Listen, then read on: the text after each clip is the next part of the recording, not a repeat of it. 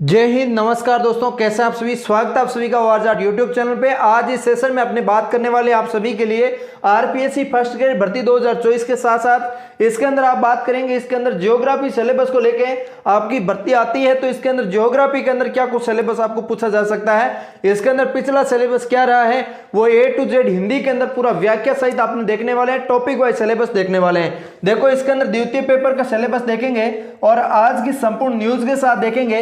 इसके अलावा ज्योग्राफी के अंदर आपको क्या कुछ पूछा जाता है, क्या नहीं पूछा जाता, संपूर्ण सिलेबस जो आपका टॉपिक वाइज सिलेबस हो सकता है वो आपके लिए यहाँ पे हम उपलब्ध करवाएंगे आपको। ठीक है, आगे बढ़ते हैं और आपको मैं बता देता हूं कि आपकी फर्स्ट ग्रेड की तैयारी चल रही है, तो RPSC first grade second paper का तो हमारे पास नोट्स नहीं है, साफ सीधी बात है।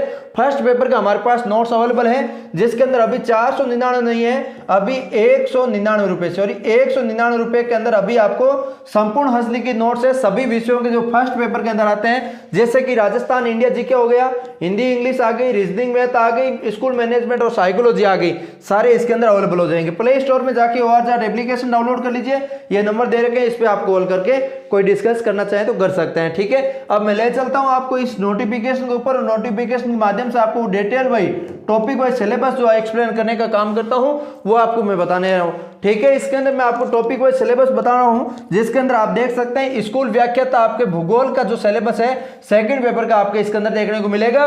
ये हिंदी का जो सिलेबस, सॉरी इंग्लिश में जो सिलेबस जारी किया गया था बोर्ड की वेबसाइट पे, उनको मैंने हिंदी में ट्रांसलेट करके यहाँ पे लेकर आ चुका हूँ। आपको कोई इसके अंदर दिक्कत हो तो मुझे कमेंट करके जरूर बताइए। ठीक है, अब इसके अंदर बात करते हैं सबसे पहले भाग की। इसके अंदर वरिष्ठ माध्यमिक स्तर के अंदर क्या कुछ पूछा जाता है आपको, इसके अंदर देखो वरिष्ठ माध्यमिक स्तर का सिलेबस देखते हैं, तो इसके अंदर आपको पृथ्वी का आंतरिक भाग, चट्टाने, भूकंप और ज्वालामुखी, प्लेट और टेक्टोनिक्स, हवा का कार्य, बहता पानी और ग्लेशियर, ये सब इसके अंदर देखने को मिलता है। वायुमंडल की संरचना और संरचना, सूर्यतरता और ताप बजट, आर्द्रता, वर्षा, ये सब इसके अंदर पढ़ना पड़ता है वरिष्ठ माध्यमिक स्तर के अंदर। ये जो टॉपिक का नाम लिया हूं वो आप सुनने में थोड़ा सा छोटा सा लग रहा है, लेकिन इनकी किताब पढ़ते हो तो आपको टॉपिक काफी ज्यादा गहरा हो जाता है। इसके अलावा महासागरों की राहत विशेषता आ जाती है, लवणता, ज्वार और इसके अंदर महासागरीय धाराएं आ जाती है।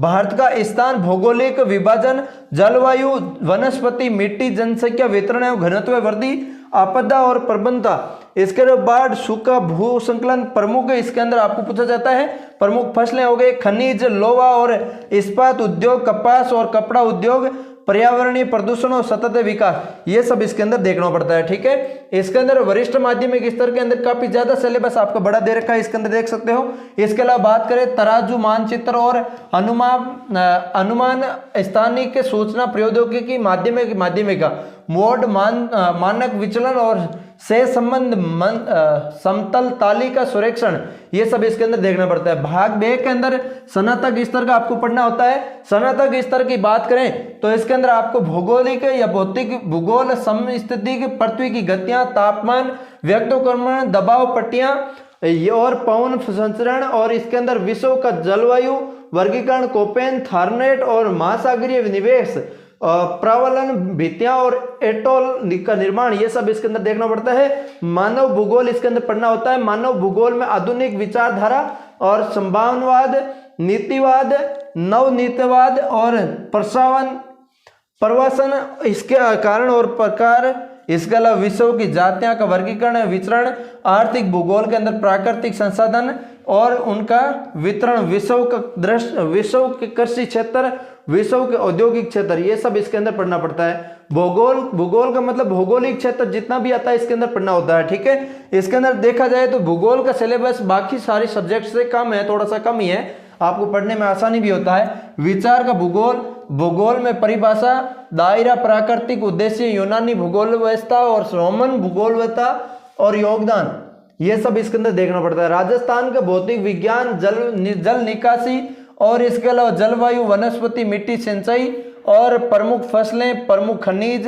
प्रमुख उद्योग, जनसंख्या वितरण और घनत्व और मस्तुलीकरण, कृषि, जलवायु क्षेत्र, ये सब इसके अंदर पढ़ना पड़ता है। ठीक है, इसके अलावा भाग सी के अंदर स्थानांतरों को मतलब MA लेवल का आपको पढ़ना होता है। इसके अंदर विचार का भूगोल आ गया। इसके अलावा भारत में भूगोल का विकास, भू आकृति का विज्ञान, भौगोलिक अवस्था, अवधारणा, और आर्थिक भूगोल इसके अंदर आ गया, शहरी भूगोल इसके अंदर आ गया। इस टाइप के सारे इसके अंदर टॉपिक देखना पड़ता है, ठीक है। एक एक टॉपिक इसके अंदर मैं आपको बता रहा हूँ, टॉपिक वाइज सिलेबस आपको बताने की कोशिश कर रहा हूँ। यहाँ पे देख सकते हैं जनसंख्या भूगोल आ गई, इसके अलावा राजनीतिक भूगोल आ गई, इसके अलावा इसके अंदर आपको भाग 4 जो आपकी होने वाली है, इसके अंदर शैक्षणिक मनोविज्ञान, शिक्षण शास्त्र, शिक्षण अधिगम, सामग्री और का उपयोग, और शिक्षण अधिगम में कंप्यूटर और सूचना प्रौद्योगिकी। देखो इसके अंदर शैक्षणिक मनोविज्ञान है जो आपका भाग 1 के अंदर जोड़ने का बोला गया है। कार्मिक विभाग की ओर से नोटिस जारी किया गया था, उस नोटिस को एक्सप्लेन करके भी मैंने बताया था। आपके शैक्षणिक मनोविज्ञान जो आपका पहला पेपर होता है उसके अंदर जोड़ा जा सकता है।